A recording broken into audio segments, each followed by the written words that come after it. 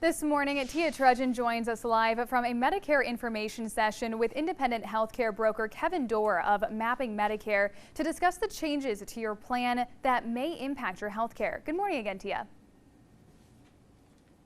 Hey, good morning, Pavlina. About 30 minutes ago, we started our conversation talking about the 3 things that you can do right now to take control of your healthcare. So we left off talking about just paying attention and really considering where you get your prescription drugs from. Kevin. Yeah, it's really important to take that into consideration because all the carriers have mail order where you can get it, but that's not always the least expensive.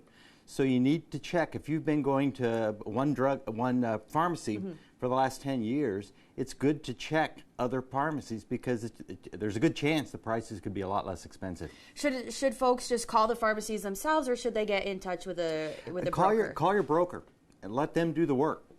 Pharmacies are very busy. I would call your broker.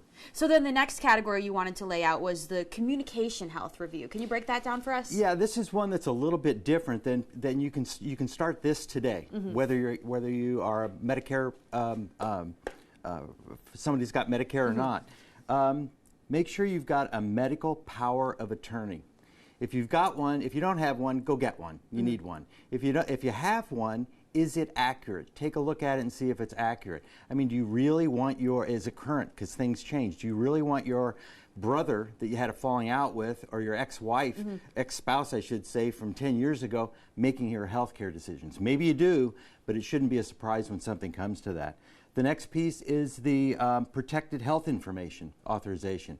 And again, this is something you can do at 9 o'clock today. Call your carrier and tell them you want to make get your protected health information authorization, and make sure that your spouse or a sibling or a child, that way they can call the carrier and discuss what's going on with your health with the carrier. All right. Is there anything else you'd like to share with us this morning, Kevin? Just some simple things. If you've got a broker, put your broker's number in your phone. So when I call or your broker calls, you know it's not a spam call. One thing, Medicare, everybody's gotten a lot of phone calls during annual election period. Medicare will never call you. So if somebody calls and says they're working with the government, they're part of Medicare, it's a spam call. Don't take it. All right. And then download your carrier's app.